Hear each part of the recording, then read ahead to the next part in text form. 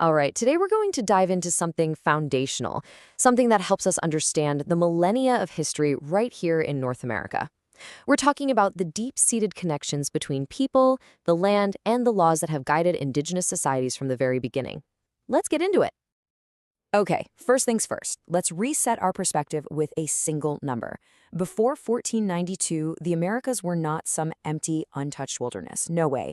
They were home to an estimated 100 million people. To put that in perspective, that was about 1/5 of the entire human population at the time. A continent absolutely humming with nations, languages, and vibrant cultures.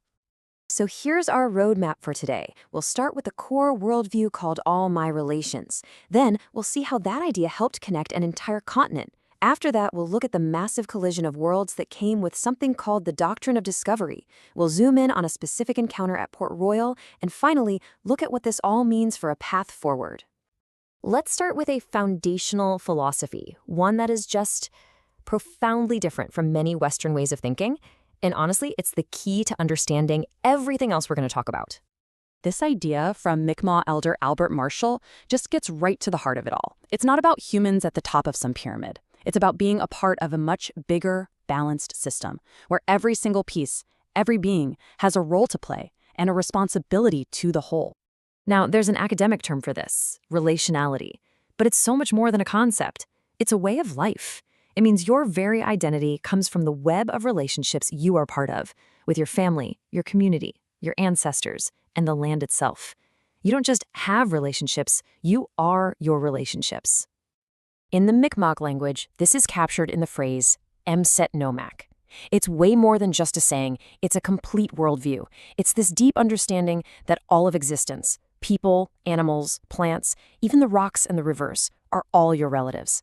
They're all part of one sacred family. And this idea shapes absolutely everything, from law and governance to economics. So, now let's see how this philosophy of interconnectedness wasn't just some abstract belief. It was actually the engine of life before contact, creating a world that was anything but isolated. You know, the diversity of governance systems here is just remarkable. Far from being simple, these were incredibly sophisticated structures, perfectly adapted to their environments. You had the Haudenosaunee, for instance, with a complex democracy built on consensus that actually influenced the founders of the United States. You had the Mi'kmaq ran council uniting different districts, and on the Pacific coast, highly organized societies with leadership based on lineage. And all of these diverse nations were deeply, deeply connected. Just look at these dentilium shells.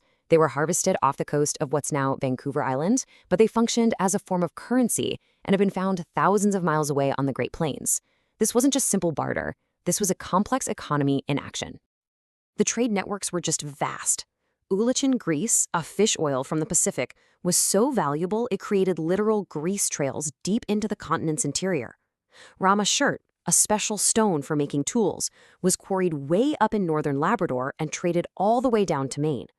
This was not a static world. This was a continent in constant motion, linked by rivers, by trails, and by relationships, all of it moving goods, ideas, and culture.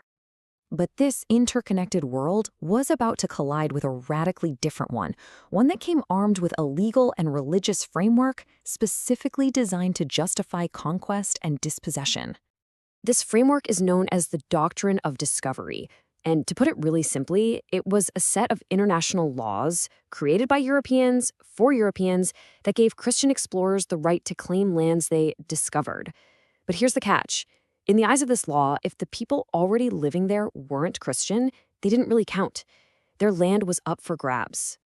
And this doctrine wasn't created overnight. It was built up over decades through a series of what are called papal bulls, basically official decrees from the Pope. It started in 1452, authorizing conquest and slavery, and by 1493, right after Columbus's voyage, it was being used to essentially carve up the Americas between Spain and Portugal. And at the very heart of this doctrine was a legal fiction called terra nullius. It's Latin for nobody's land. So even though 100 million people already lived in the Americas, because they weren't Christian, European law declared the land legally vacant, open for the taking. It was a complete and deliberate erasure of entire peoples and nations. I mean, this just shows the incredible clash of worldviews. On one side, you have a relational world, where nature is your family and the land itself is your ancestor. And on the other, you have a model where land is private property and nature is a resource just waiting to be used. These two systems were just fundamentally incompatible. And you might be thinking, well, that's just some crazy idea from ancient history. But it's not. In 1823, the U.S. Supreme Court formally wrote the doctrine of discovery into American law. This ruling basically said that indigenous peoples only had a right of occupancy to their own land, which could be taken away by the government at any time. This 15th century idea still has very real legal consequences today. But the story of contact wasn't always one of immediate conquest. It's more complex than that. So let's look at a case that shows a very different picture, one of diplomacy, alliance, and indigenous agency. Okay, so picture this. It's 1605, and a group of French settlers have started a colony at Port Royal, in what we now call Nova Scotia. After a really rough first winter, their survival came down to one thing: building a relationship with the local Mi'kmaq leader, the powerful Grand Chief Membertou. And this alliance was a two-way street. The French got vital survival knowledge and access to the fur trade. The Mi'kmaq, led by Membertou, got access to European technology and the powerful new ally. In fact, when the French had to leave the settlement for 3 years, Membertou and his people actually protected it until they came back. This was a true partnership, not a conquest. So, what can we take away from these foundational worldviews today? Well, let's see how these ancient principles are actually offering us a path forward, right now, in the 21st century. One key concept is nekutelem. It's a profound Mi'kmaq principle of stewardship. The idea is to take only what you need, to show respect for the natural world, and to always make sure there's enough for the next 7 generations. This is relationality in action. It's a time-tested model for sustainability. And this leads to another powerful idea for our time: Ituep Mamunk, or two-eyed seeing.